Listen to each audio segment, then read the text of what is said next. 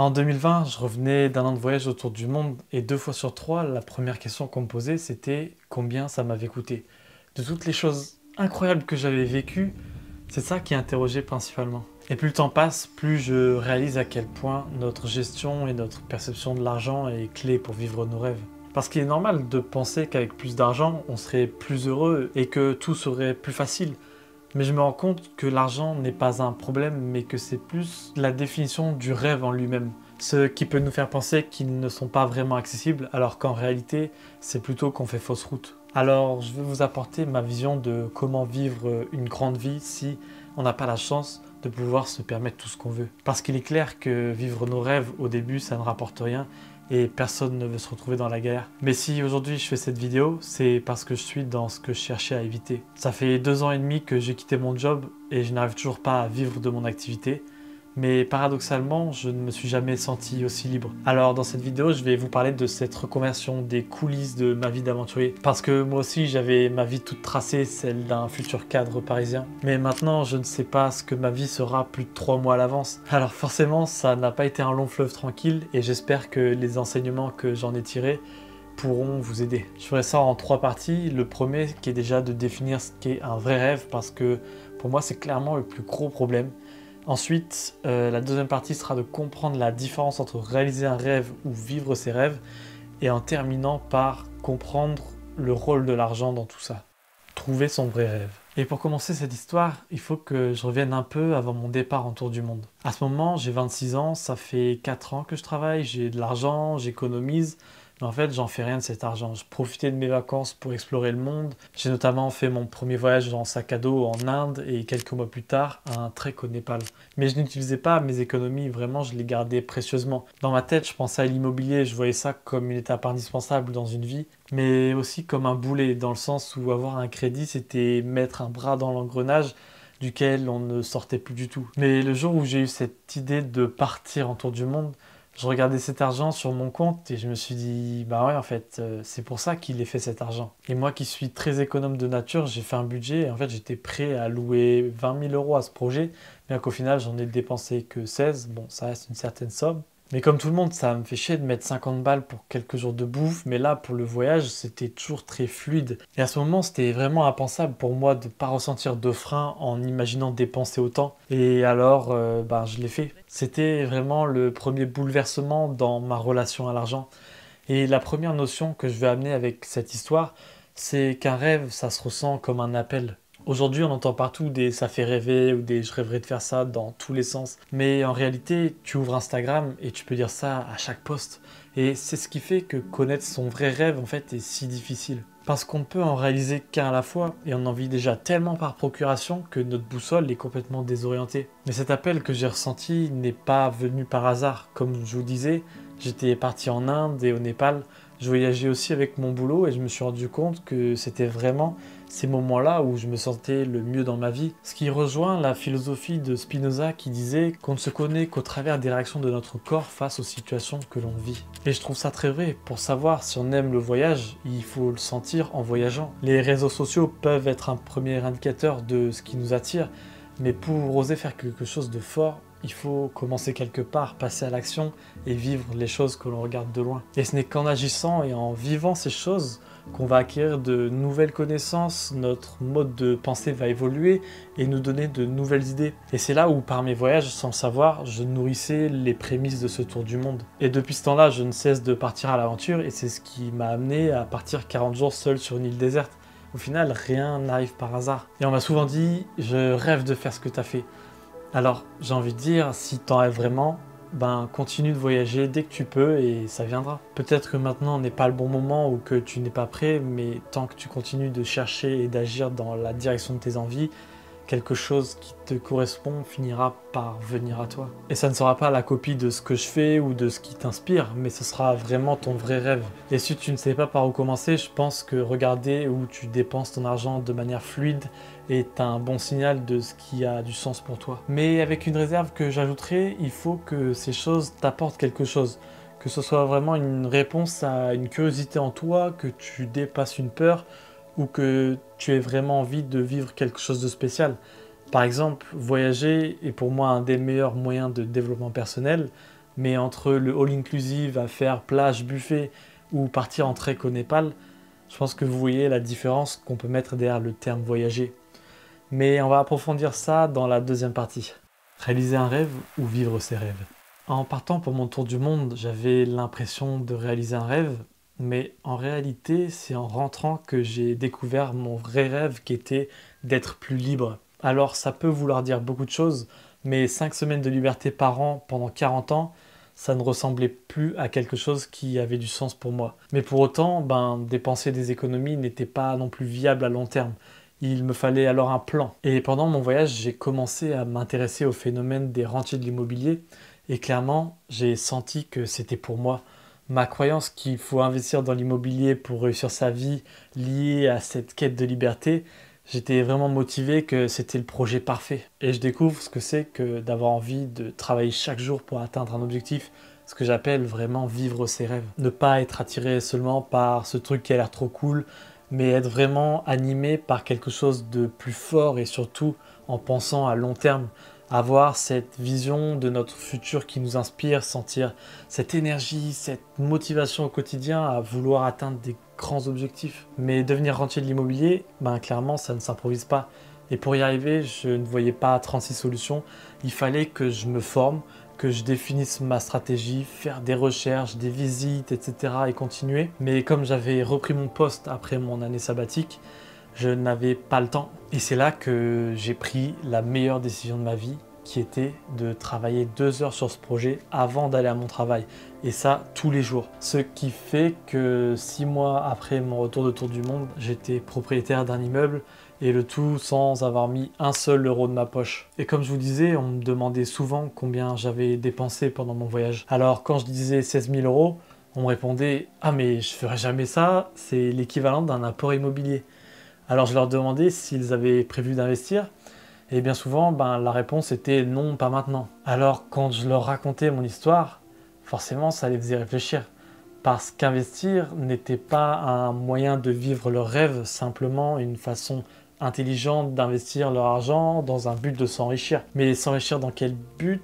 Finalement, ils n'en avaient aucune idée. Mais la seule chose que je veux mettre en avant, c'est la puissance d'un rêve. Alors oui, quand vous trouverez votre rêve, ce sera probablement quelque chose de difficile à atteindre, mais avec le temps, la bonne stratégie et du travail, il n'y a pas de raison que vous n'y arrivez pas. Et même si vous n'arrivez pas exactement là où vous avez envie d'arriver, tout ce travail vous amènera forcément quelque part. C'est Oscar Wilde qui disait « Il faut viser la lune car en cas d'échec, on atterrit dans les étoiles ». Et c'est d'ailleurs là toute ma conviction personnelle de coach, aider ceux qui en attendent plus de la vie à trouver leur mission de vie. Mais forcément, on a tous nos croyances, nos blocages, nos peurs dont on ne se rend pas compte.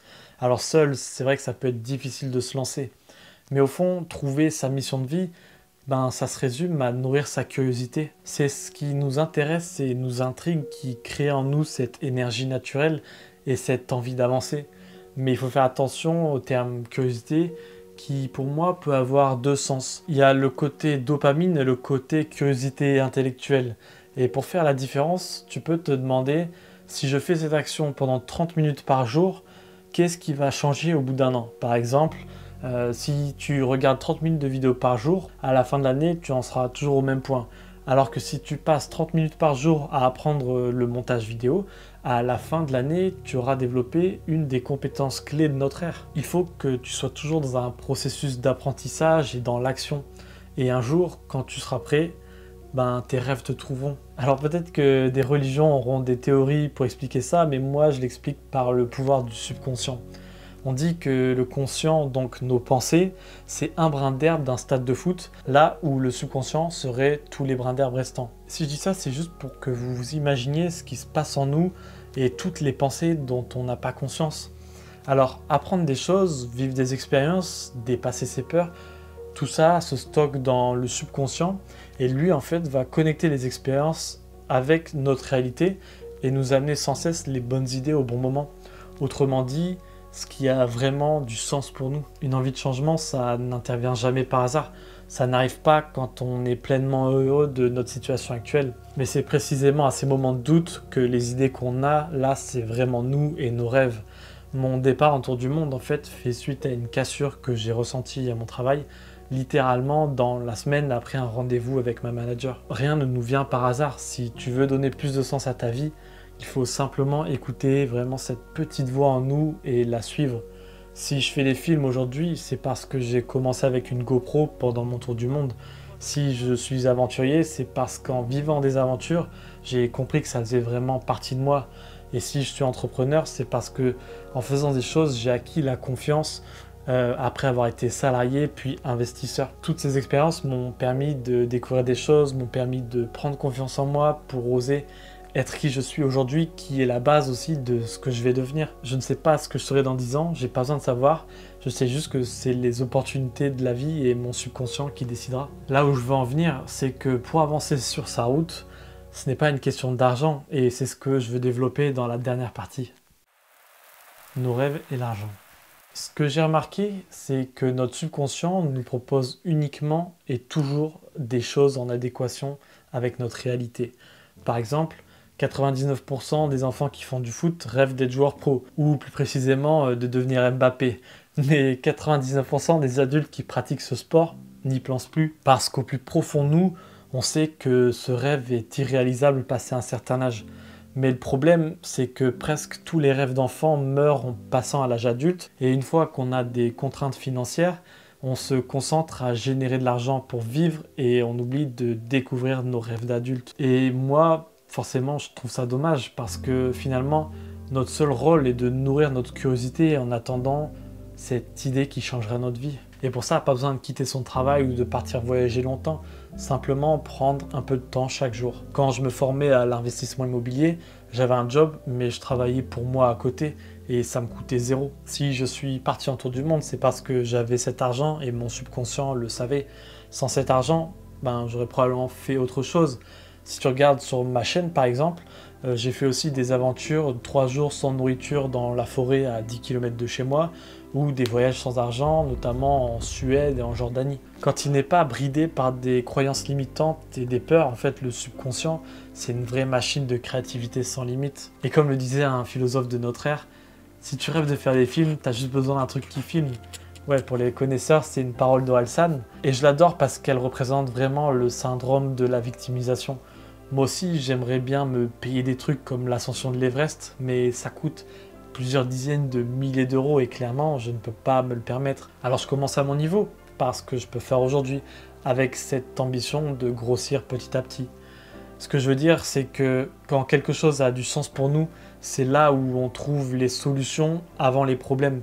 Il y aura toujours quelqu'un de plus riche, de plus beau, de plus doué que nous. Quand on commence à dire oui, mais lui il a ceci, elle a cela, en fait on se victimise et on perd du pouvoir sur notre situation. Et crois-moi, ça t'arrivera, moi je le vis encore souvent et c'est d'ailleurs pour ça que j'évite d'aller trop sur les réseaux sociaux. On a tendance à croire que c'est une course comme être le premier de la classe ou gagner le plus possible, alors que pas du tout, chacun est sur sa propre route et chacun a son destin en main. Gardez en tête que les personnes visibles, ça fait souvent plusieurs années qu'ils travaillent en direction de leurs rêves.